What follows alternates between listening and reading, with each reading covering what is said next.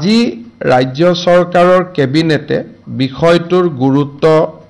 আৰু বিষয়টোৱে এগৰাকী খুব উদীয়মান অভিযন্তাৰ প্ৰাণ হেৰুৱাবলগীয়া হোৱা পৰিৱেশ সৃষ্টি হোৱাৰ বাবে ইয়াৰ গুৰুত্ব অনুভৱ কৰি কেবিনেটে এই বিষয়টো CBIক হস্তান্তৰ কৰিবৰ বাবে সিদ্ধান্ত লৈছে। CBIৰ ডাইৰেক্টৰৰ লগত আমাৰ মুখ্য সচিবৰ কথা হৈছে। তেখেতসকলে কেছটো ল'ম বুলিও অনানুষ্ঠানিকভাৱে কৈছে, কিন্তু কেবিনেটে দিয়াৰ পৰা CBIয়ে লোৱালৈকে ইয়াৰ ভিতৰত প্ৰায় 20-25 দিনৰ এটা প্ৰক্ৰিয়া থাকে। গৃহ মন্ত্ৰালয়ৰ অনুমোদনো লাগে। আমি ৰাজ্য চৰকাৰে চেষ্টা কৰিম যাতে খৰতকীয়াকৈ CBIলৈকে যায়, কিন্তু তথাপিতো প্ৰক্ৰিয়াটোত কিছু সময় লাগিব। আমাৰ কেইদিনমান আগতে আমি এটা স্কিম কৰিছিলোঁ যে ৰিচাৰ্চ স্কলাৰসকলক আমি 25,000 টকা দিম, যিসকলে 2025 চনত ৰিচাৰ্চ স্কলাৰ হিচাপে নাম অন্তৰ্ভুক্ত বা পঢ়া আৰম্ভ কৰিছিলে। বহু কেইগৰাকী ৰিচাৰ্চ স্কলাৰে মোক আহি লগ কৰিছিল যে আমি 2-3 বছৰ আগৰ পৰাই ৰিচাৰ্চ কৰি আছোঁ, সুবিধাটো আমাকো দিব লাগে। সেইবাবে মুখ্যমন্ত্ৰী জীৱন অনুপ্ৰেৰণা স্কিমটো আমি 2021 চনৰ পিছত ৰিচাৰ্চ আৰম্ভ কৰা সকলো ৰিচাৰ্চ স্কলাৰৰ কাৰণে এক্সটেণ্ড কৰিছোঁ। ই আগতে আছিল অকল 2025 চনত ৰিচাৰ্চত সোমোৱা স্কলাৰখিনিৰ কাৰণে, কিন্তু এতিয়া আমি ইয়াৰ এমবিটটো বঢ়াই 2021 চনৰ পৰা যিসকলে ৰিচাৰ্চ কৰি আছে, অৰ্থাৎ যাৰ ৰিচাৰ্চ ইতিমধ্যে 4 বছৰ কৰা হৈ গ'ল, 21ত সোমোৱা, 22ত সোমোৱা, 23ত সোমোৱা, 24ত সোমোৱা, 25ত সোমোৱা, সকলোলৈকে আমি মুখ্যমন্ত্ৰীৰ জীৱন অনুপ্ৰেৰণা স্কিমটো আগুৱাবৰ বাবে সিদ্ধান্ত লৈছোঁ। আপোনালোকে জানে যে ৰিচাৰ্চ স্কলাৰে 25,000 টকা এককালীন সাহায্য পাব, আৰু যদি দিব্যাংগজন হয় তেওঁলোকে 40,000 টকা লাভ কৰিব। আজি ৰাজ্য চৰকাৰৰ কেবিনেটে 49.5880 কোটি টকাৰে ৰাফলি 50 crores বুলি আমি ক'ব পাৰোঁ টকা ব্যয়েৰে বদৰপুৰ টাউনত এটা ৱাটাৰ ছাপ্লাই স্কিম নিৰ্মাণত অনুমোদন জনাইছে। এই ৱাটাৰ ছাপ্লাই স্কিমটো যোনে নিৰ্মাণ কৰিব 7 বছৰৰ কাৰণে তেওঁলোকে মেইনটেইনো কৰিব লাগিব। শিলচৰ কেবিনেটত আমি সিদ্ধান্ত লৈছিলোঁ এইটো হাইলাকান্দি, শ্ৰীভূমি, বদৰপুৰ চবতে আমি বনাম লালা। এই গোটেই শিলচৰ কেবিনেটত আমি লোৱা প্ৰস্তাৱসমূহ আজি আমি গোটেইকেইটা কাৰ্যকৰী হৈ গ'ল, আৰু একো বাকী নাই। আমি প্ৰমিছ কৰিছিলোঁ লালাৰ কাৰণে, বদৰপুৰৰ কাৰণে, হাইলাকান্দিৰ কাৰণে, কৰিমগঞ্জৰ কাৰণে 4টা স্কিমে আজি আমাৰ একাদিক্ৰমে হৈ গ'ল। লাষ্ট আছিলে আমাৰ বদৰপুৰ, আজি বদৰপুৰটো হৈ গ'ল। আপোনালোকে জানে যে জল জীৱন মিছনৰ যিসকলে কাম কৰি আছে কন্ট্ৰেক্টৰ, তেওঁলোকক আমি বহুত দিনে বিল আদি দিব পৰা নাই। মুখ্যতঃ তাৰ কাৰণ হৈছে যে ভাৰত চৰকাৰেও আঁচনিটোৰ পুনৰ ইক্ষণ কৰি আছে। বিভিন্ন অভিযোগৰ পৰিপ্ৰেক্ষিতত ভাৰত চৰকাৰে দেশৰ বিভিন্ন স্থানলৈ টিম পঠিয়াইছে, আৰু তেওঁলোকে এটা নিউট্ৰেল এছেছ কৰি আছে যে কোন ৰাজ্যত স্কিমটো কেনেকুৱা পৰ্যায়ত সফল হৈছে। এই বিষয়ে আলোচনা বা কেন্দ্ৰীয় চৰকাৰে পৰীক্ষা কৰি আছে যদিও দীৰ্ঘদিন ধৰি আমাৰ কন্ট্ৰেক্টৰসকলে পেমেণ্ট নোপোৱাৰ কাৰণে তেওঁলোক আৰ্থিক অসুবিধাটো সন্মুখীন হৈছে। বিষয়টোৰ প্ৰতি লক্ষ্য ৰাখি তেওঁলোকৰ যি পাৰফৰ্মেন্স গেৰেণ্টি আমাৰ লগত জমা আছিলে, আমি জল জীৱন মিছনৰ কন্ট্ৰেক্টৰসকলক পাৰফৰ্মেন্স গেৰেণ্টি টকাটো উভতাই দিবলৈ আজি কেবিনেটে সিদ্ধান্ত লৈছে। ইয়াৰ ফলত প্ৰায় 1500 কোটি টকা জল জীৱন মিছনৰ ঠিকাদাৰসকলে বা কন্ট্ৰেক্টৰসকলে পাবলৈ সক্ষম হ'ব। আজি কেবিনেটে আৰু এটা বিশেষ সিদ্ধান্ত লয় আমাৰ জলজীৱন মিছনত জলমিত্ৰ আৰু জল সহায়ক দুটা কেটেগৰীৰ ৰাইজে বা ব্যক্তিয়ে ভলেন্টিয়াৰ হিচাপে কাম কৰি আছে তেওঁলোকক আমি কম সংখ্যক মাননি দিওঁ কিন্তু কাৰোবাৰ মৃত্যু হলে পৰিয়ালটো যথেষ্ট অসুবিধাৰ সন্মুখীন হয় কেবিনেটে আজি এটা সিদ্ধান্ত লৈছে যে জলমিত্ৰ সজল মিত্ৰ বা জল সহায়ক তেওঁলোকৰ যদি আকস্মিক মৃত্যু হয় পৰিয়াললৈকে ৰাজ্য চৰকাৰে এককালীন 5 লাখ টকাৰ সাহায্য আগবঢ়াব আমাৰ মহাবিদ্যালয়ৰ অধ্যাপকসমূহক কিছুদিন আগতে আমি কেৰিয়াৰ এডভান্সমেন্ট স্কিম বা কেছ প্ৰমোশন দিছিলো কিন্তু যিটো দিনৰ পৰা প্ৰমোশন পাইছিলে সেই দিনটোৰ পৰাই প্ৰমোশনটো কাৰ্যকৰী হৈছিলে কেবিনেটে আজি সিদ্ধান্ত লৈছে যে for the purpose of counting seniority তেওঁলোকে যি দিনৰ পৰাই যোগ্য হৈছিলে সেই দিনাখনৰ পৰাই তেওঁলোকৰ প্ৰমোশনটো আমি কাউন্ট কৰিম ইয়াৰ ফলত এসিস্ট্যান্ট প্ৰফেসৰ জন এসোসিয়েট হোৱা এসোসিয়েট জন প্ৰফেসৰ হোৱা এই প্ৰক্ৰিয়াটোত কলেজ অধ্যাপকসকলক সহায় কৰিব কিন্তু বিত্তীয় সুবিধা তেওঁলোকে নাপাব খালি তেওঁলোকৰ প্ৰমোশনটো আমি তেওঁলোক যি দিনাখনৰ পৰাই যোগ্য হৈছিলে সেই দিনাখনৰ পৰাই আমি প্ৰমোশনটো কাউন্ট কৰিম ফলত তেওঁলোকৰ নেক্সট প্ৰমোশন পাবৰ কাৰণে যেটো এলিজিবিলিটি পিৰিয়ড হেতু বহুখিনি কমি যাব আৰু আমাৰ কলেজৰ অধ্যাপক সহ অধ্যাপকসকল যথেষ্ট উপকৃত হ'ব আজি আমাৰ মিছন বসুন্ধৰাটো আমি বহু কেখন মাটিৰ আবেদন নিষ্পত্তি কৰো ধেমাজি টাউনৰ 1742 খন দৰং লখিমপুৰ বিশ্বনাথ কামৰূপ গোৱালপাৰা বৰপেটা নগাঁৱৰ 299 খন যোৰহাট গোৱালপাৰা ডিব্ৰুগড় মাজুলী লখিমপুৰ বজালী শ্ৰীভূমি 190 খন আৰু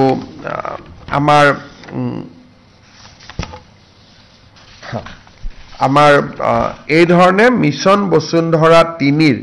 আমি যিখিনি নামঘৰ চৰকাৰী কাৰ্যালয় শিক্ষানুষ্ঠানক মাটি দিয়াৰ আমি যোৱা দুমাহৰ পৰা প্ৰচেষ্টা চলাই আহিছো প্ৰায় 80% কাম আমি সমাপ্ত কৰিলো 20% কাম আমি আগষ্ট মাহত সমাপ্ত কৰিম আজি কেবিনেটত আৰু এটা গুৰুত্বপূৰ্ণ সিদ্ধান্ত হয় আপোনালোকে জানে যে মাৰ্ঘেৰিটা সমষ্টিত Tirap tribal belt and block বুলি এটা আমাৰ ট্ৰাইবেল বেল্ট এণ্ড ব্লক আছে এই ট্ৰাইবেল বেল্ট এণ্ড ব্লকটোত বহুখিনি আহোম মানুহ বাস কৰে মটক মানুহ বাস কৰে মৰাণ মানুহ বাস কৰে চুতীয়া বাস কৰে কুৰখা বাস কৰে টি গাৰ্ডেন আদিবাসী আৰু কোচ ৰাজবংশী এই গোটেই কেইটা কমিউনিটিকে তিৰাপ ট্ৰাইবেল বেল্ট এণ্ড ব্লকত আমি প্ৰটেক্টেড ক্লাছ ৰূপে আজি আমি ঘোষণা কৰিবলৈ কেবিনেটে সিদ্ধান্ত লৈছে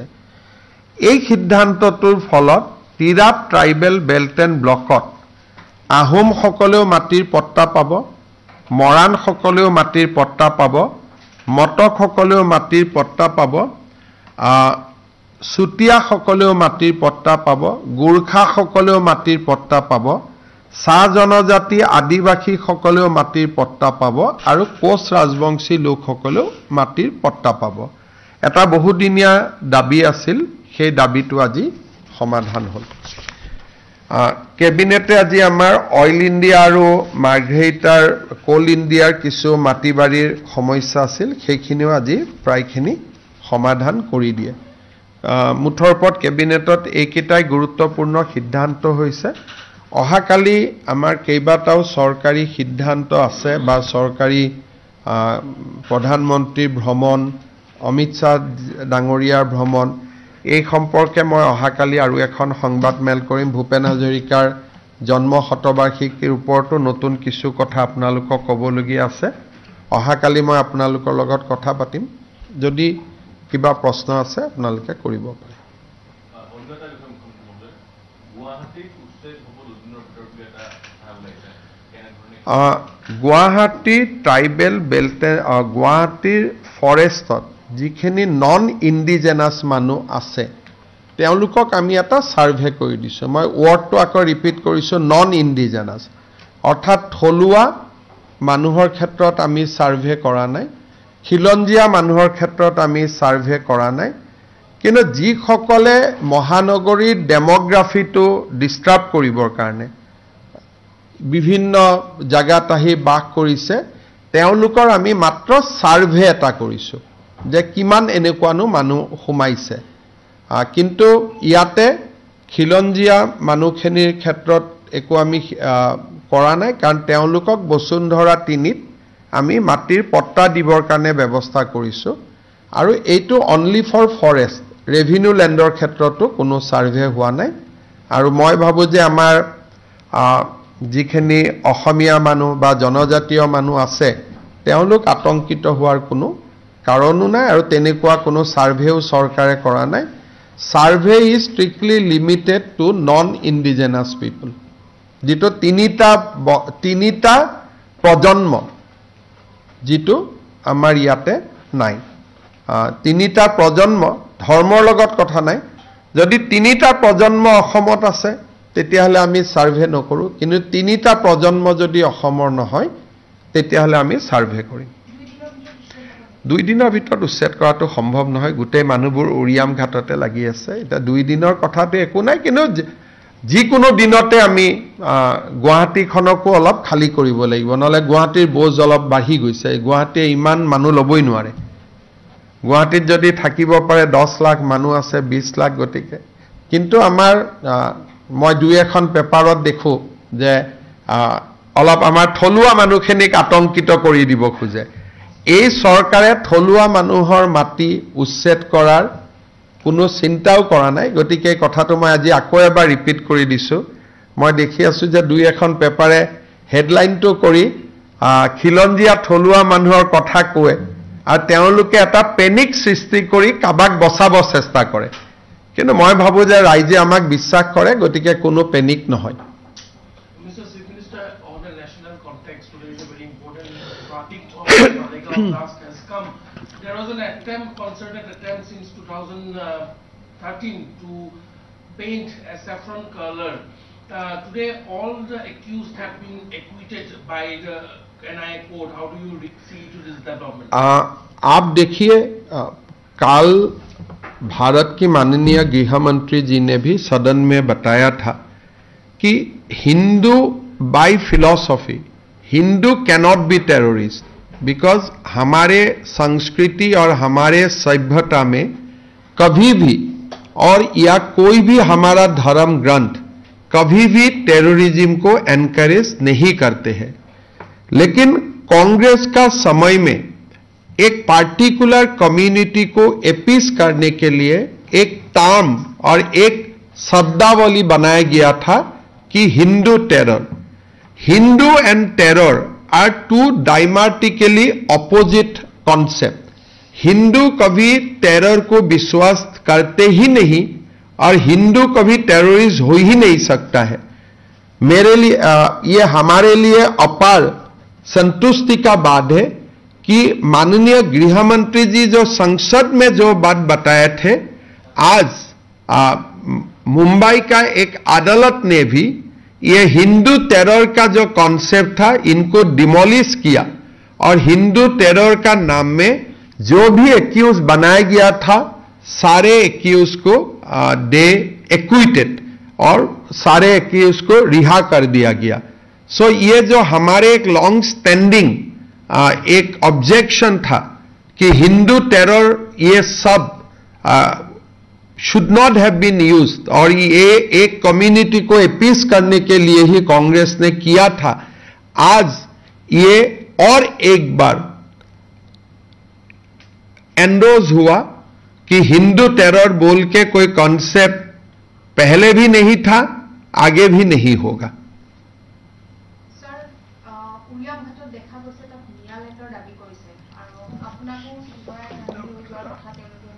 সব মই এটাই কথা আপোনালোকক ক'ব খোজো 1 লাখ 29,000 বিঘা আমি মাটি মুক্ত কৰিছিলোঁ উৰিয়ামঘাটৰ সফল এভিকশ্যনৰ পিছত নাও it has became 1,39,000 bigha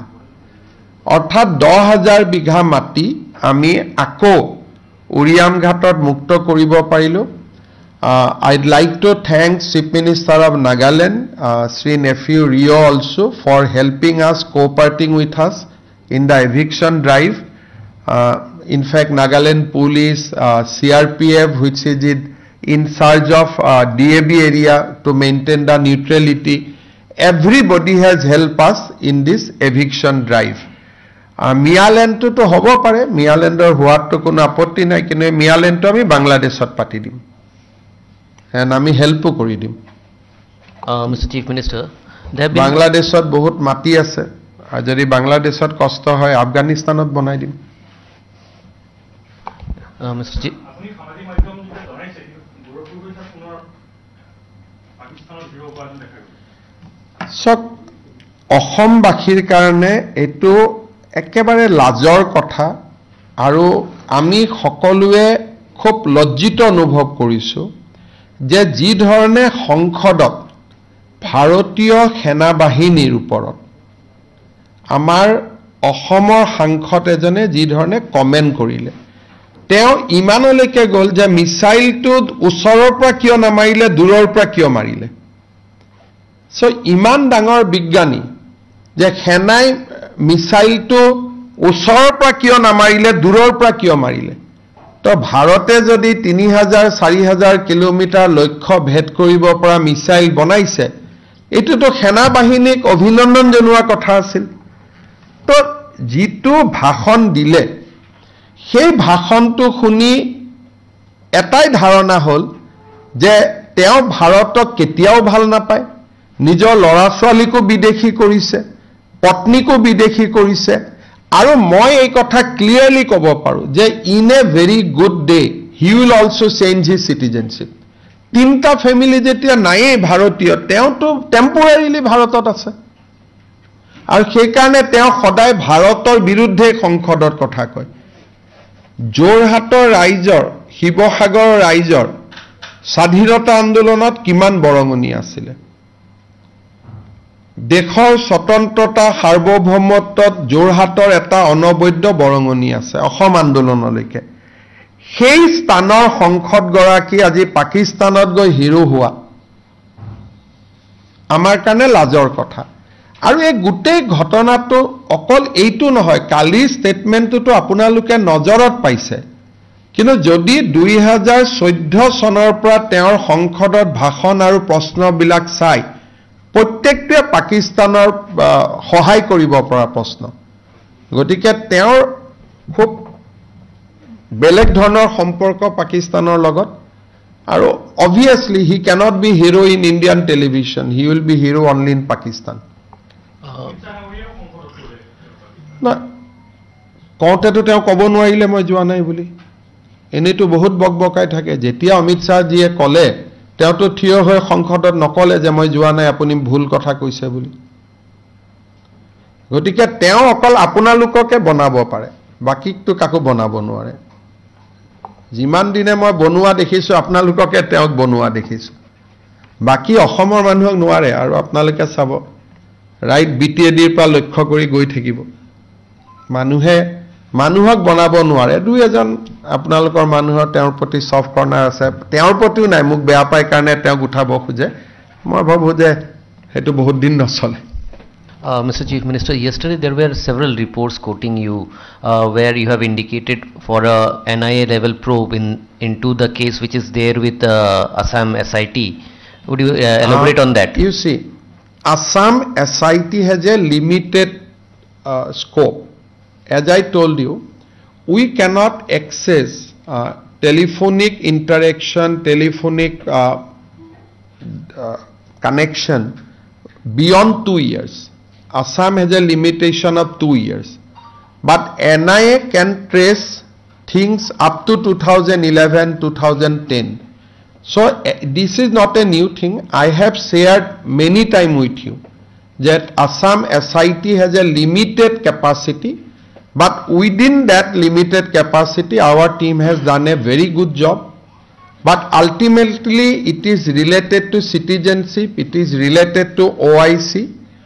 Finally, it is the Ministry of Home Affairs who has to take over the investigation. Has the government officially written to NIA for the Not case? now. It will be only, all these things happen post 10 September because we have given SIT time till 10 September. Either 11 or 12 they will put me the report.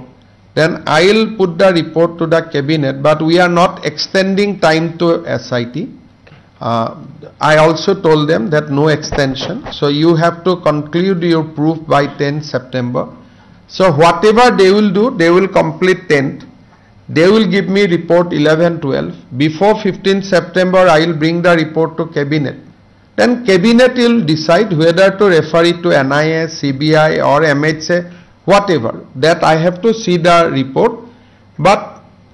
we have limited accessibility. We can dig up to 2 years. We cannot dig more than 2 years for the electronic evidence.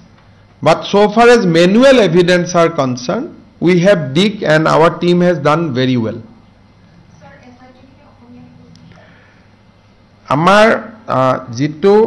SIT তদন্ত আছে আমি আগতে আপোনালোকক কৈছো বহুতবাৰ কৈছো যে ইয়াৰ শেষ সময় 10 সেপ্টেম্বৰ তেওঁলোকক আমি ইতিমধ্যে কৈছো যে আপোনালোকক আমি এক্সটেনশন নিদিও গতিকে 10 তাৰিখে তেওঁলোকে তেওঁলোকৰ অনুসন্ধানটো শেষ কৰিব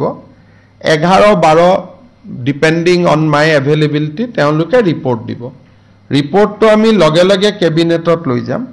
আৰু কেবিনেটে তাৰ ওপৰত নেক্সট ডিসিশনটো গ্ৰহণ কৰিব আৰু কেবিনেটত যিয়ে সিদ্ধান্ত হয় আপোনালোকক আমি জনাই দিম Sir, another point is that your government has also issued orders about drought-like situation in 27 districts. There is a effect on the tea production. Drought things are changing. In the last week, 5 districts has come out of the drought. So IMD has predicted good rain in the time between 1st and 10th August. So we'll take a final